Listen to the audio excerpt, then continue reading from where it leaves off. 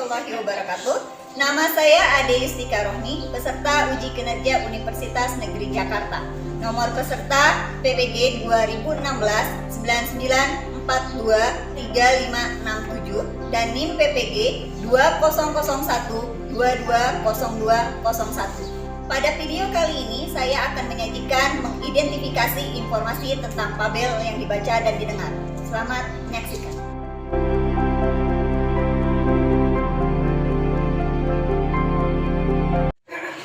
Duduk sikap. Doa mulai.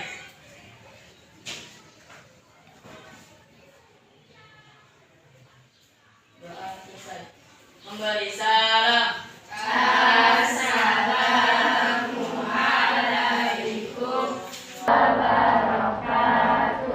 Waalaikumsalam warahmatullahi wabarakatuh. Kabar kalian gimana? Udah pada sarapan? Yang tidak masuk siapakah hari ini? Nggak ada, masuk semua. Alhamdulillah. Iya, Rio kenapa? Ngantuk. Rio, kita absen dulu ya. Sumi ada, Mutia ada, Zahra ada, Nupus juga ada, Tiara ada, Nur Aira 2 ada, Nur Aira 1 ada, lalu Andi juga ada, Abang Abi juga ada. Wah, lengkap ya, alhamdulillah. Kalian hari ini sarapannya sarapan apa? Roti. Siapa yang udah sarapan? Semua udah sarapan? Oh, berarti ini doang yang belum sarapan ya? Oke, sebelum kita masuk ke materi yang baru yaitu mengidentifikasi cerita fabel, kita bahas untuk pertemuan yang sebelumnya. Kita sebelumnya sudah membahas tentang cerita fantasi. Cerita fantasi itu tidak akan jauh berbeda dengan cerita fabel. Jadi cerita fabel unsur-unsurnya akan sama dengan cerita fantasi. Yang membedakan nanti hanyalah adalah ketokohan. Bisa kita lihat di sini, kita akan masuk ke untuk materi selanjutnya, mengapresiasi dan mengkreasikan cerita fabel. Diperhatikan. Nah, yang akan kalian pelajari ini adalah kalian mengidentifikasi informasinya. Apa aja sih yang ada di dalam teks fabel itu? Siapa sih yang ada di teks fabel? Bagaimana sih yang ada di dalam teks fabel itu? Jadi baru mengetahui sebagian kupas kecilnya aja tentang informasi fabel. Ini yang akan kita pahami. Lalu selanjutnya indikator yang kalian akan pelajari adalah bagian ini, menemukan informasi cerita fabel dan menganalisis informasi fabel. Berarti kalau kamu nanti ada video yang menayangkan tentang cerita fabel, kamu harus tahu di fabel itu apa aja sih, apa sih yang ada di dalamnya, siapa pemerannya, mainnya ada di mana. Itu adalah bagian dari menemukan dan menganalisis informasi fabel. Ini kok mukanya ngantuk ya? Ini mukanya pada bengong. Tadi katanya udah sarapan. Semangat gak? Semangat. Semangat.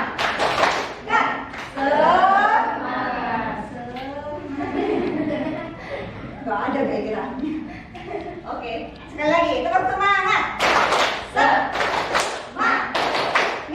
Semangat. Rio senyum tak Rio? Ini sudah manis begini. Kita lanjut. Saya akan ada video. Kalian perhatikan baik-baik apa aja sih yang ada di dalamnya. Karena tadi kalian harus menemukan informasi yang ada di dalam cerita fabel.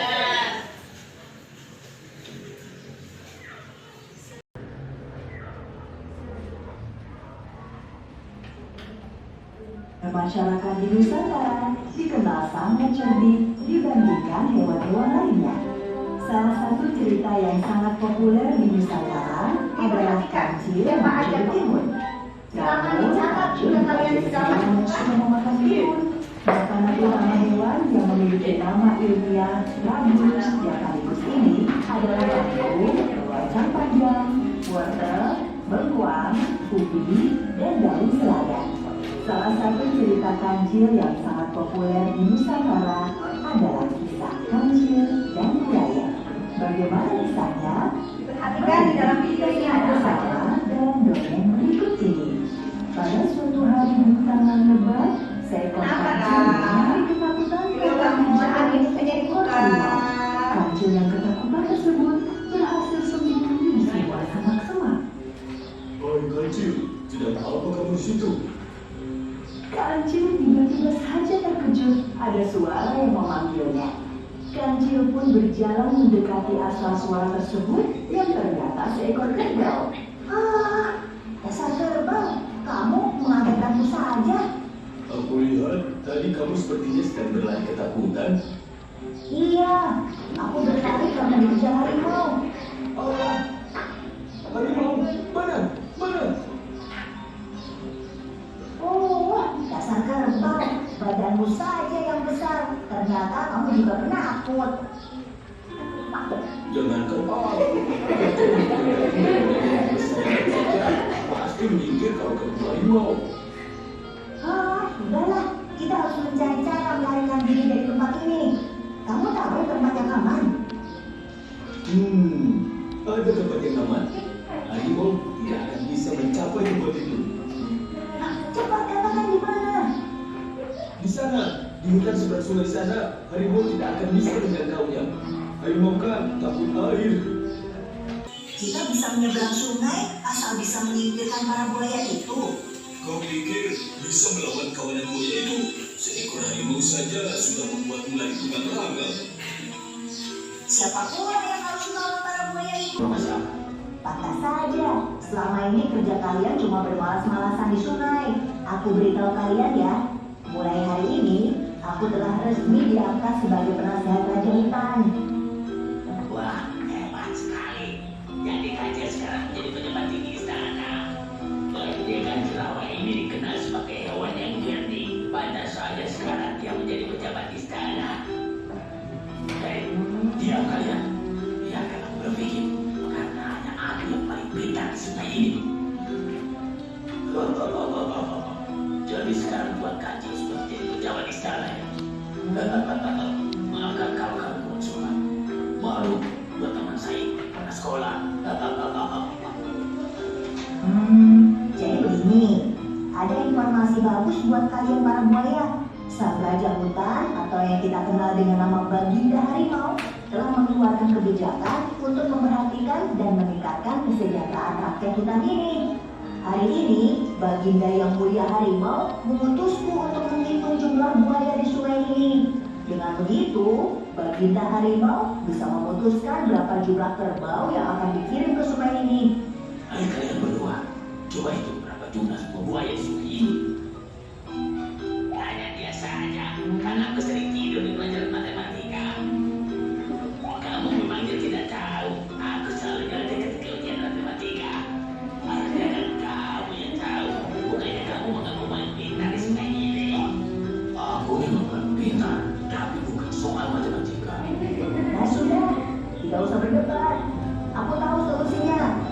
Kumpulkan semua buaya yang ada di sungai ini dan tarik berjajar dari tepi sini ke tepi yang sana. Siap Tuan Kancil. Semua kalian berbaris.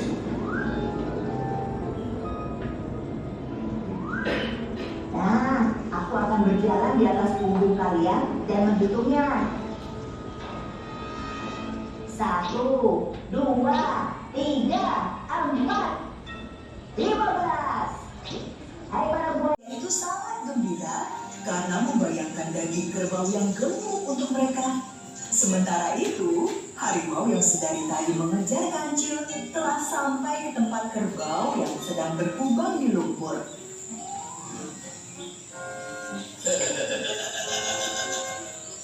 Kerbau yang sangat ketakutan hanya menunjuk ke sebelah. Pertanyaan dari Miss. Siapa tokoh yang ada di dalam cerita itu? Lalu? Lalu? Harimau dan? Kerbau. Saya tutup dulu bagian ini. Oke. Kita masuk ke ciri informasi yang ada di dalam teks. Berarti ciri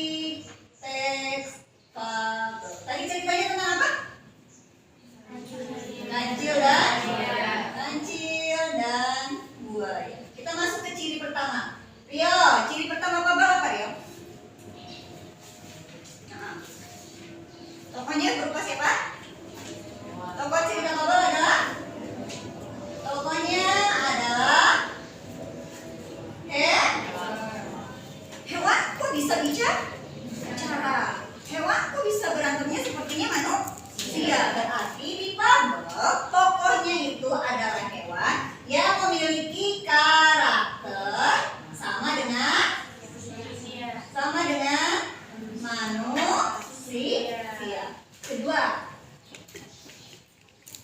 Neng Kaila, tempatnya di mana tadi? Di hutan. Lalu?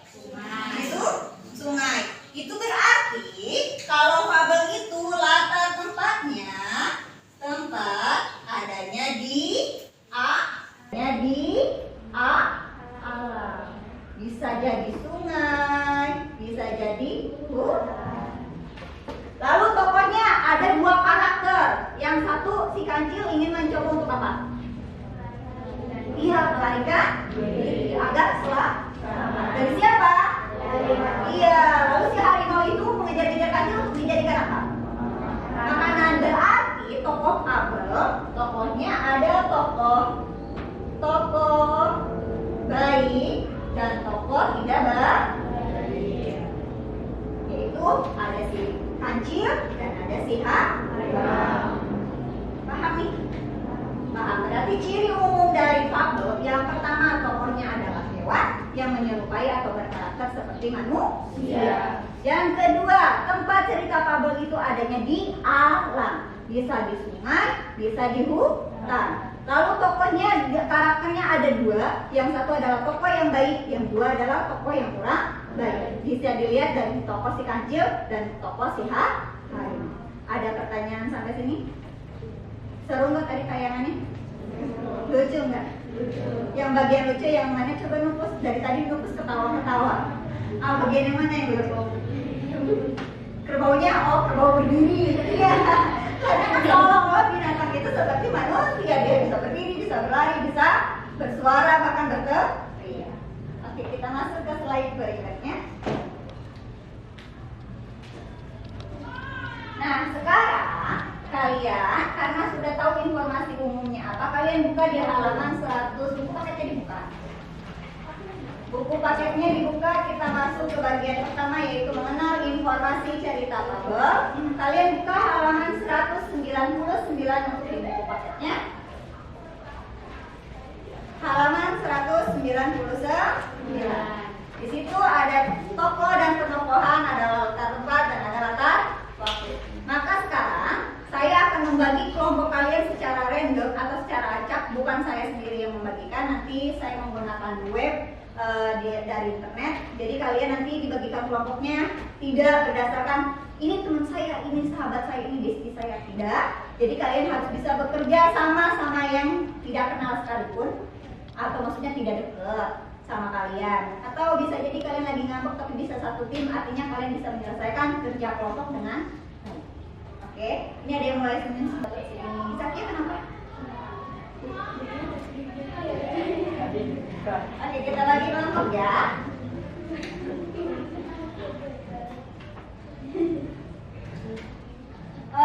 Di sini yang masuk jumlahnya ada 4. Kita buat ada Abang Leo, ada Netlis, Kasifa, ada Nek Alena, selanjutnya ada Zakia, ada Putri Reci, iya, ada Kaila. 2, 1. Tim 1 ada Alena, Abimanyu, Hayat Nubos. Lalu ada Siti Nuraira Putri, Putri Resi, Nuraira, Ramadan, Rio. Tim 3 ada Zakia, Andini, Kaila, Tiara. Tim 4 ada Lis, Syarifah, Surya, dan Sumi. Silakan kalian duduk berkelompok. Oke, sudah? Sudah tenang? Sudah damai? Sudah dengan kelompoknya? Sudah? Sedikit sebentar. Semoga kalian masih ingat dan kalian masih fokus ya. Jangan satu, yang ini 2, kalau yang ini 3, nah yang ini 4. Nah yang ini 4. Ini 2. Itu 2. Ini 1. Yang ini 2. Kalau yang ini 3, nah yang ini 4. Nah yang ini 4. Ini 1. Ih, boleh. Berarti udah fokus. Semangat. Oke, sekarang saya bagikan LKPD kalian, lembar kerja kalian. Jadi nanti di lembar kerjanya setiap kelompok, saudara dengarkan dulu, Miss mau berbicara sebentar.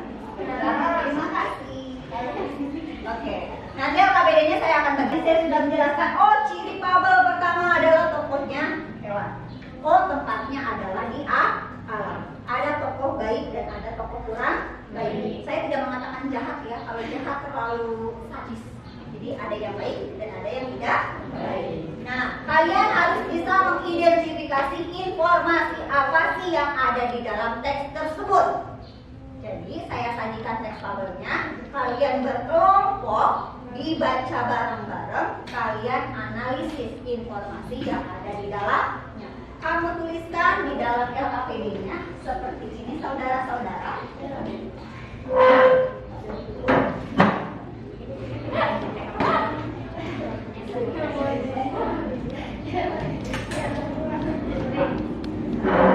Nah ini yang akan kalian kerjakan adalah ini dan ini. Latar tempat, waktu, suasana, amanat atau pesan yang ada di dalam cerita.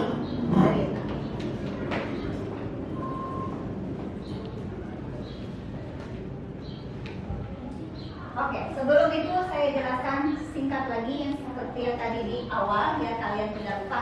Ingat, fabel itu adalah cerita yang dilakukan tokohnya adalah binatang dan sifat karakternya seperti manusia. Fabel isinya biasanya tentang moral, tentang kebajikan, tentang survival atau tentang mempertahankan diri sendiri. Seperti tadi, si kancil berusaha untuk menyelamatkan dirinya sendiri dari kejaran harimau. Bertemulah dia dengan tokoh buaya. Itu namanya alur cerita. Nah, unsurnya kalian kan sudah pelajari yang fantasi. Maka unsur dari cerita tersebut itu akan sama. Ada tokoh, ada penokohan, ada latar, ada alur, ada sudut pandang, dan ada amanat cerita. Jelas, kawan. Penokohan itu yang baik dan tidak baik. Ingat, kalau tokoh itu pemerannya, kalau penokohan itu karakternya atau sifatnya. Paham nih? Paham? Latar dibagi menjadi tiga. Latar tempat, waktu, dan suasana. Tempatnya tadi cerita kancil di mana? Liburan. Suasananya? Kalau orang lagi kejar-kejar itu gimana? Takut nggak? Iya, berarti suasananya menegangkan, menakutkan. Oke, paham ya? Dari bagian ini ada yang tidak paham? Berarti kalian siap untuk mengerjakan ya kak? Saya bagikan ya kak.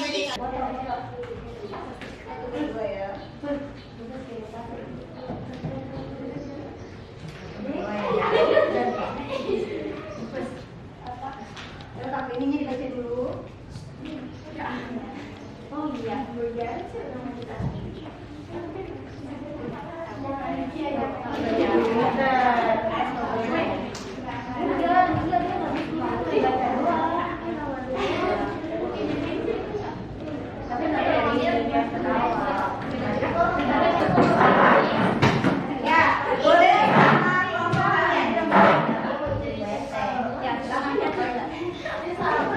saya beri waktu minimal 5 menit untuk toilet ya. Ya, isinya langsung di sini saja.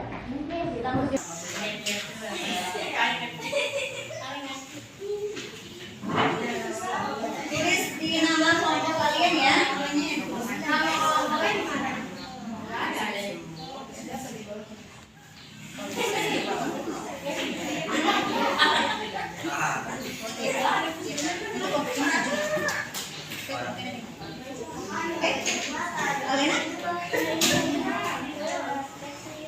Yang sudah ada, bukan dibuat atau karangan sendiri. Misalkan, oh ini tokohnya si rusa, berarti dituliskan. Mana sih ada yang kalimat yang menyatakan bahwa dia rusa? Oh ini tokohnya misalkan harimau, tulis bagian mana sih yang menyatakan bahwa dia adalah tokohnya harimau? Ada di dalam teks. Ada pertanyaan? Kita lanjut.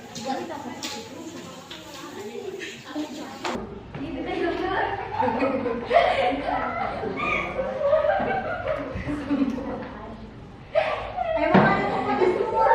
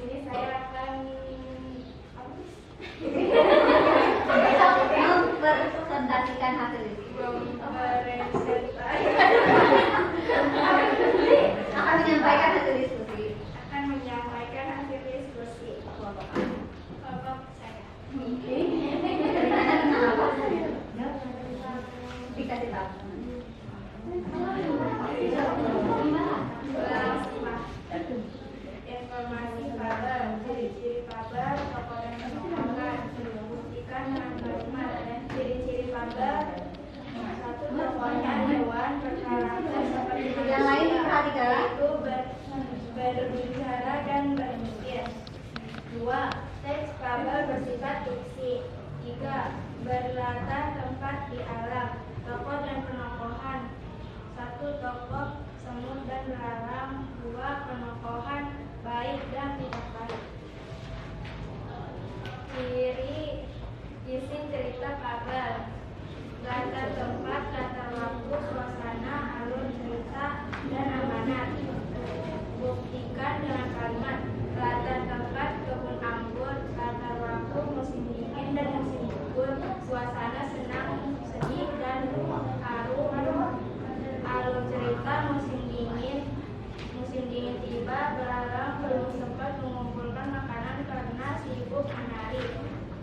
Amanat masa depan adalah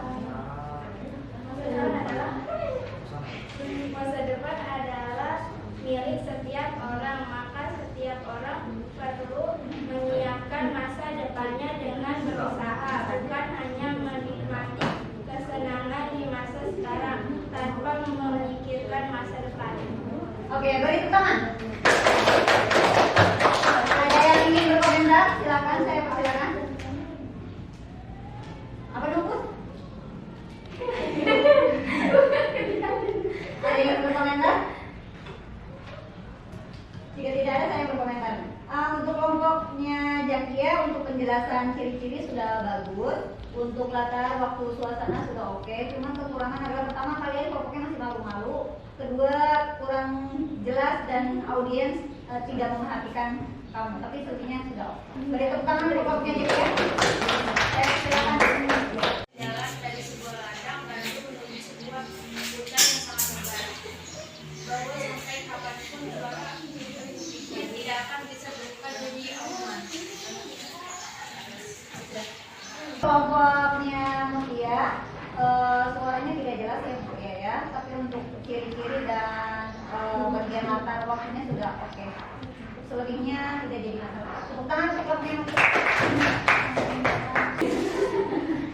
Laporan hasil diskusi. Ciri-ciri fabel mengambil tokoh para binatang. Watak tokoh ada yang baik, ada yang buruk. Bisa berbicara seperti manusia, menggunakan latar alam. Cerita memiliki rangkaian peristiwa yang menunjukkan kejadian sebab akibat.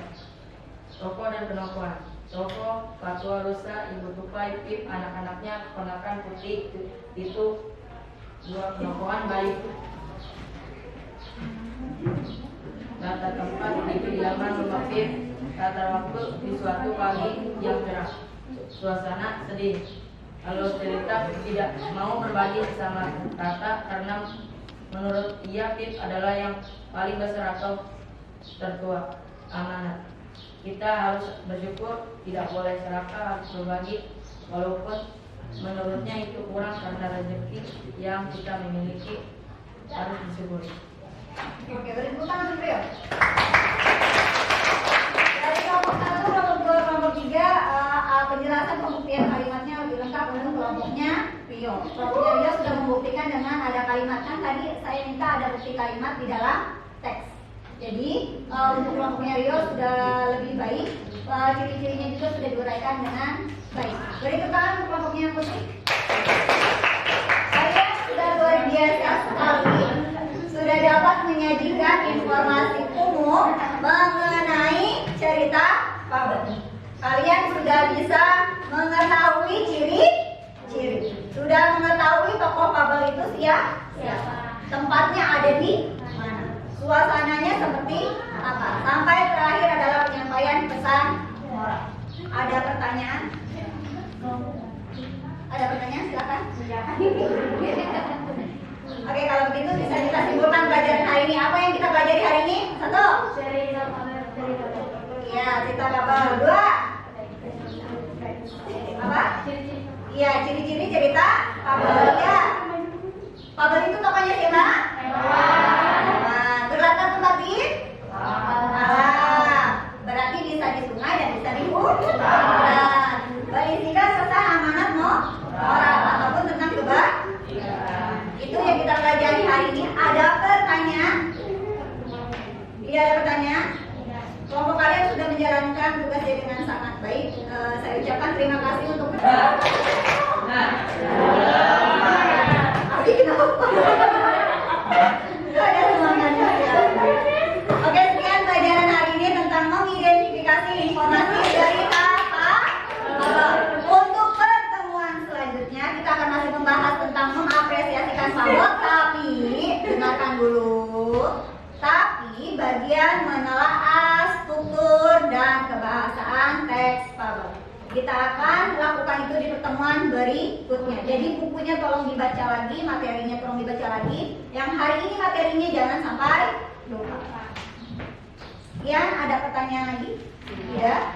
Jika tidak ada, kalian luar biasa sekali hari ini. Terima kasih banyak. Silakan Rio untuk dipimpin doa. Kita pulang.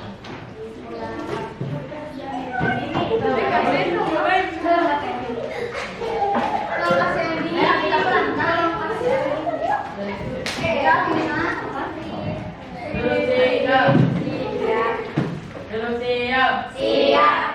Berdoa mulai.